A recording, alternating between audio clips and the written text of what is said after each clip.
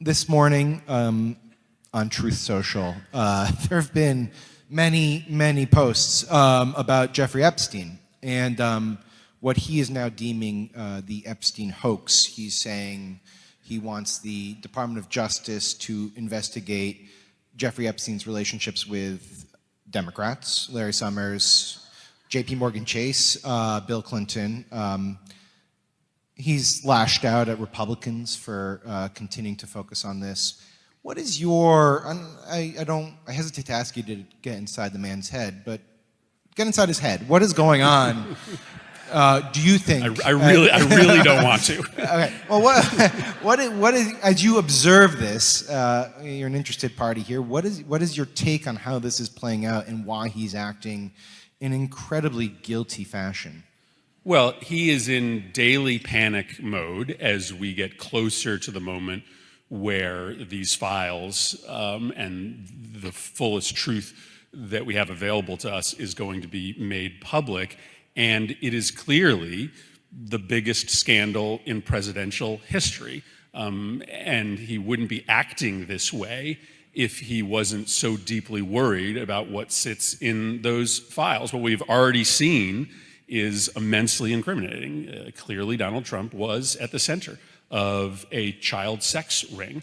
That is heartbreaking that the President of the United States was involved in that kind of gross, craven immorality. And it stands to reason that he wouldn't be fighting so hard to spin against this story or bullying Republicans in the House to prevent the release of these files if there wasn't something especially and specifically incriminating in that information.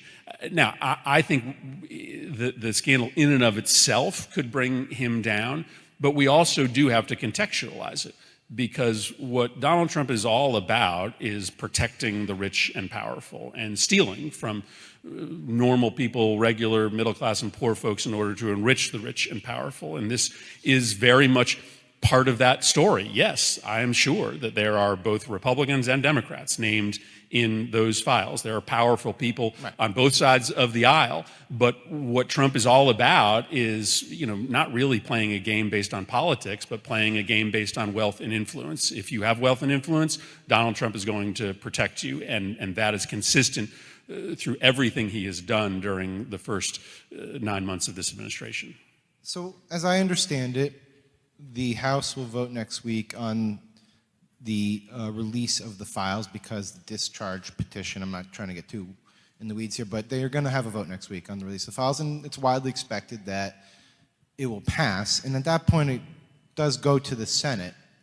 What are your expectations for a vote in your chamber on that specific issue? Well, the Senate has, essentially been, out of the loop. There's been very little, almost no pressure on Senate leadership, Republicans, because of what's been happening in the House of Representatives. But 6 months ago, you would have thought there was no shot that the House of Representatives would vote in what is likely to be a pretty big bipartisan vote. They only got 3 or 4 Republicans to sign the discharge petition, but they may get dozens. And after weeks of tension over foreign policy, economic messaging, and most of all, the fight over releasing the Epstein files, President Trump has now formally broken up with his once loyal MAGA ally, Congresswoman Marjorie Taylor Greene. He made the announcement in a lengthy Truth Social post, saying all she does is, quote, complain, complain, complain, withdrawing support for her in 2026. He also claims the fight started after he told her she, quote, didn't have a chance running for senator or governor. That rift exploded online yesterday when President Trump took to Truth Social to road test some new nicknames. First, calling her Marjorie Taylor Brown, explaining, quote, green grass turns brown when it begins to rot. Then opting for Marjorie Traitor Greene. This is the President of the United States. Nonetheless, Congresswoman Greene is holding strong, warning her colleagues ahead of Tuesday's vote. She said, you vote no on Tuesday to release the Epstein files and face severe outrage from America. Republicans don't have support from women, and this right here is a perfect example of why. It is, in other words, the beginning of a full-blown MAGA family feud erupting just as the House prepares for that rare vote to make the Epstein records public, and it shows no signs of slowing down. President Trump and his administration does deserve a lot of credit for lowering inflation and holding it steady. But that doesn't bring prices down. And so gaslighting the people and trying to tell them that prices have come down is not helping. It's actually infuriating people. Does Marjorie Taylor Greene have a point? Does she have a point, though? I know nothing about her. On the release of all the phones. Well, they can have whatever they want. They already do. I think they have 50,000 pages already. Look, this is a Democrat hoax. This is a hoax put out by the Democrat, and a few Republicans have gone along with it because they're weak and ineffective. And while Trump may claim this is all part of a Democratic hoax, many of his supporters aren't listening. According to new polling from the Associated Press, just 68% of Republicans say they approve of Trump's handling of the federal government. That is down double digits from March. Joining us now to talk about all of this, Notice White House correspondent Jasmine Wright and MS Now congressional reporter Michael Schnell. Thank you both for joining us this morning. Morning. We hate a breakup, you know. It's very sad for the family. Very sad for the kids. For the children. I want to start with you because, you know, all of us have been trying to get in Trump's head for a very long time. And there's one thing that we really have learned is that for him, loyalty is a one-way street, right? That at the end of the day, if you do anything that he feels like is stepping out of line, he throws you out to the woods. But we've seen him come back from this, right? Him and Elon are kind of becoming friends or whatever, frenemies again.